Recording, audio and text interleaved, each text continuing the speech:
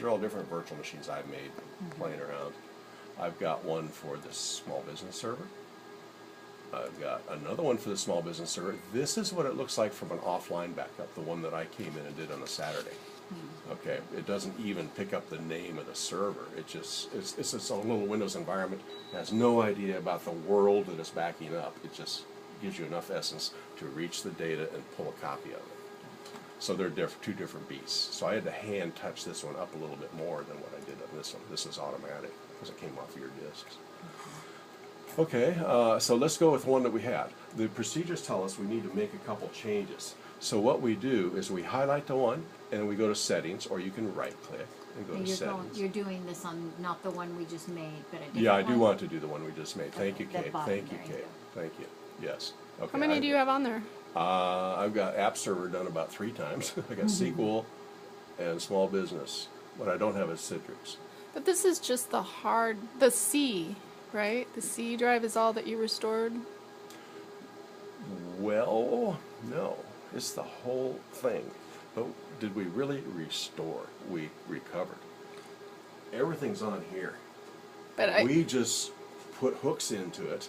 But when you were selecting the backup, it was just the C. I selected C, and the C file has a header in there that says, you know, I also came along with a D and an E. So it pulled all those. Yeah. Oh, It's okay. smart. It's smart. That's good. So how many virtual machines can you put on here then? This is limited by the resources. This server has 64 gigabytes of RAM. And that's Right. probably the biggest resource. We have a disk resource limitation to 3 terabytes, so we could free up a bunch of space there. But a RAM is it. The Windows Server 2012 needs some memory, and that's the first thing to get some. And that needs at least 4 gigabytes. Okay. Then the rest is available for calling services. How So many what we would have to do- you This is a good question. estimate and I've we can outlined put it on for there? you here. If we go to page 15, if we're doing single virtualizations, we can give them what they came with. Okay. The small business server came with 32 gig. Okay.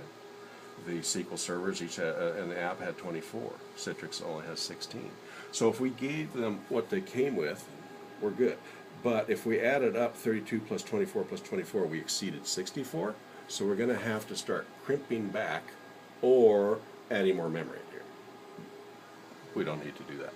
We're just going to give them less.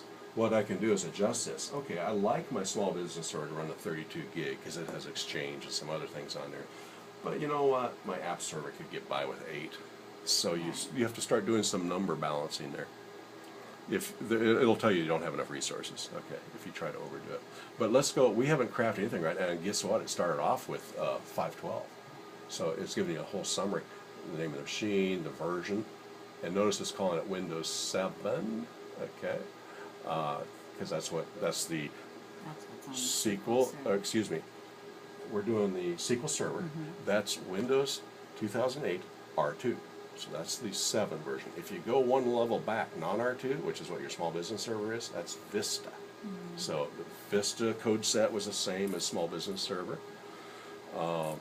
Windows 7 code set's the same as R2, and then Windows 8's the same as 2012. Gotcha. And so they're pretty good about figuring that out, but we get a chance to specify that too. Let's see if we need to. Anyhow, we're going to go into the settings. So I just edit the settings, and then we get these different areas: general, system, display. So general just simply includes some things about the version of the operating system. I could come down here and tell it that it's 2008 R2, but that is for the old small business server version. That would not be correct here. I want to leave it right where it's at, Windows 7 64. We know it's 64-bit. All R2 is 64. It didn't come in a 32-bit version.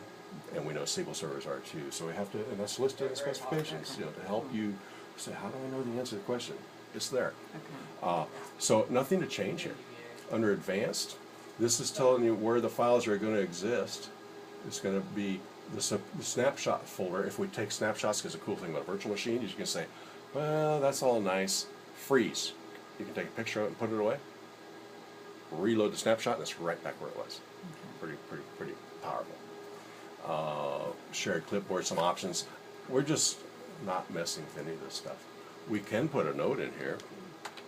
Made as a test, whatever, you know, just so you have some meaning. Why did we make this one? But can I delete it? Oh no, that one said, Civilius says save, so you mark it in there, yes. Save me for 1 day. Okay. I skipped over one part that I guided you on too. Do like that. There's an alert. Just throw them on here. What's that, Kate? I was saying this would be nice to do our backups, like when an employee leaves, we're pulling it. Yeah. The most current backup and holding it for a month. We'll use the first graph to do it? Yeah. Okay, I did forget to tell you something. Oh, right when you get into the manager, the first thing you're going to notice here is that there is an invalid settings detected. A warning is there, okay? And typically, as my documentation tells you, that's about the display settings. So watch for that. We need to get that corrected at some point in time. So let's go down to System, and we're going to configure a couple things here too. What all is this system fitted with? Well, it has a hard disk, it has a floppy. Does it have a floppy? No, it doesn't have a floppy. Turn it off, whatever. Okay, it doesn't matter. It's just going to save you some boot delay. It's going to try to find the floppy first. I'm telling you, there's only a couple things to change here. And I think I list them. Memory. What page are you on? Click the system. I'm at the top of 15. Okay. Click the Systems button. Here we are. And adjust the memory. It says right now there's 512. It'll go up to all the memory in the system. That'd be crazy. I want to go to, let's go to, we're doing the SQL Server, 24 gig. So there's a slider right here. It's a little hard to see, but you can walk that over to 24 gig. Okay. Whatever. You don't have to be exact. If you want to, I did the decimal to binary conversion there. You could enter 25165. Doesn't matter. It's 24, whatever. Doesn't matter. But I did tell you that you could. All right. And nothing else is going to get changed here. I think you saw me unclick the floppy. I'll just leave it for now, just because I didn't guide you on turning that off. Now the next step is to go to Processor tab. Oh, and I talk about how to allocate memory. Don't give away more than 60 gigabytes across all your virtual machines.